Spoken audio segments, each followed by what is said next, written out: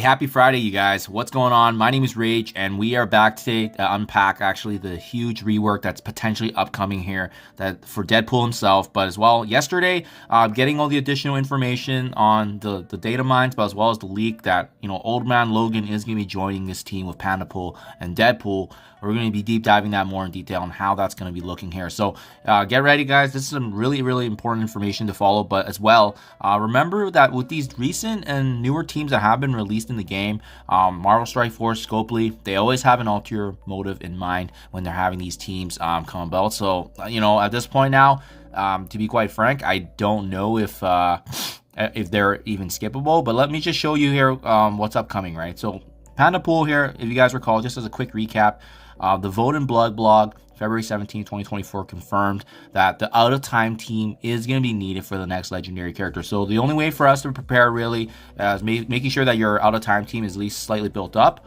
prepared and ready to go. We know that there's going to be potentially a team or another team on top of that may be also required. As we've seen with the last legendary trial event, we needed both New Avengers and Rebirth in order to participate in difficulty 8. I'm typically doing difficulty 7, so we're going to see what happens with that, I guess, because I'm not really willing to invest in multiple teams unless absolutely necessary or they have value that I'm obviously aligned with in terms of where I want my characters and roster to be in the game. But this is also the first time that they basically gave us an information here that Deadpool and Pandapool are going to be part of this new team. And yesterday with the Old Man Logan confirmation, this is all we need now to prepare in advance before more information comes. But guys, I do want to quickly just talk about the Unskippable team dynamic here, because we've already seen with the recent activities the last couple of weeks, I don't know if any team is ever actually safe now, right? So if you recall, last year, the first legendary character that came was Nova, and you did need the Masters of Evil team to unlock Nova.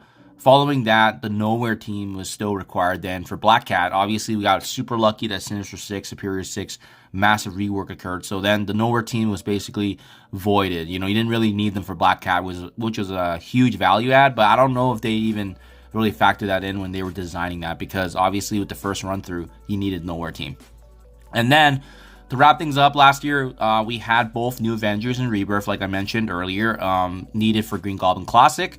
And you needed both of them to participate in Difficulty 8, because they recognized that players like us that were getting strategic were, using lower team levels, or we were just trying to build up and complete the first 4 nodes, and you can actually get the unlock as well like that. But now, with them strategically placing those required teams on, I believe, nodes 2, 6, and 10, we're not going to have that kind of opportunity. So it's going to be interesting to see how they switch things up now for the first legendary coming in 2024. But like I said earlier, we know out of time is required for MERCS for money, so this is a team you can't skip, especially if you got Black Knight. He is going to be a very important piece of the pie here to get through that first legendary character in the year. And then finally, we also saw that even new teams like both Spider Society and the Cabal were needed to complete all of the cells in Kiln, Escape from Kiln. So it's unfortunate, but that's the kind of sense I'm getting right now, is that not really teams are skippable if you want to be completing all the new content that comes into the game. It doesn't mean that you can't be competitive and complete most of it. It's just if you want to complete all of it, it seems like no team is skippable. Something to be mindful of, because at the end of the day, this is a resource management game, and we need to be prioritizing what we care about, whether it's a game mode, characters, or rosters that we do find interest in, or personal values of wanting to bring them up in terms of how they're going to be benefiting our account and roster. So just food for thought, obviously, but there likely will be some sort of future value for this team, given how notable Old Man Logan is. But as well, remember, it's the Age of X. Any kind of mutant character that comes out, I think they're going to be relevant for quite some time, especially with Xavier around the corner here. So guys, now that I've kind of gone through the background here, what I wanted to share with you is my findings in analyzing how Deadpool is right now in the game from a statistical standpoint, and why he is going to be getting a significant update to his core stats, and he's probably going to be a very, very strong character after this. So what you see here in the very first row, actually, first, just for some context, you guys have not seen this from my previous videos, I create a legend here from S tier all the way to D tier, based on where the character's stats rank right? So, you know, green is top 25 being S tier, top 50 is A rank, so forth, right? And then we take a look at the character and where they stack up on the MarvelStrikeForce.com website. And that's basically what I'm analyzing today, because there's some really cool information that we're going to be getting here. So first of all, this first row here that you see with Deadpool, this is his raw stat right now in the game. So he's a C- on HP, a C- on damage, and a D on armor. The speed is 112. All of these are, you know, not only are they some of the worst that we've ever seen in a character in the game, but this is going to be very, very strong backing for a very, very powerful and significant update to literally everything. I would even argue even his kit dynamic in terms of what you'll be seeing in the special, ultimate, and passive ability. We still don't know if this is going to be a 3-piece team as well, or if there's going to be, you know, 2 more members of this Mercs for Money team joining them. But what I did is then, I added some additional kind of buffs to them. That's why we have the different rows. We did a 50% buff there on Deadpool just to see kind of where his stats would rank up. And then we also did a 100% buff, which is basically doubling everything that he has. And take a look at this, guys. Even if you double everything at 100%, his HP is still only at A-. But then he would end up having the 5th strongest damage in the game.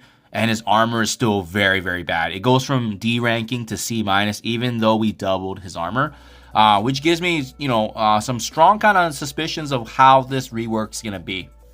Now, what I also have done at the very bottom is I've added both Cabal and Secret Defenders, because I like using both these teams. I like using the newest team that's been added, and as well as a top tier team that's, you know, arguably a top 5 in the game for quite some time now, to kind of see where these reworks likely land, right? Because if you recall, the best characters in the game are always the newest characters in the game, the ones that get either A, reworked or released, you know, but have not been seen before. So even with Secret Defenders here, when they came out, you know, their average is A across the boards with really, really good speed. So they're kind of like the gold standard that I use to measure in terms of where a rework's going to be.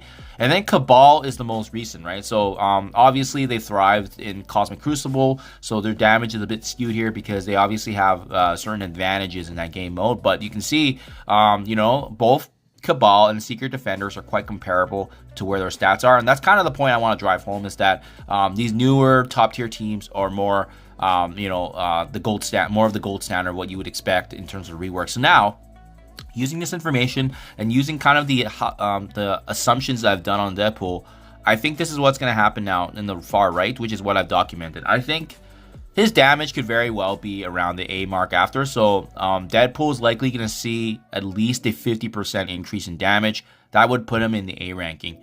He's going to get more than a 100% increase in HP. Because that even look at this, right? He only gets A- after 100% boost.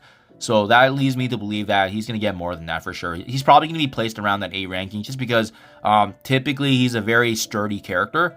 And if this doesn't translate to core stat increases, it's going to translate to some sort of mechanic in his kit. So remember, he has that opportunity to revive and bring himself back.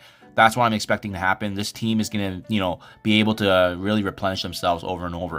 And then finally, the biggest stat increase I think is going to be to his armor, because as you see right here, even that 100% increase in Deadpool still puts him at C-.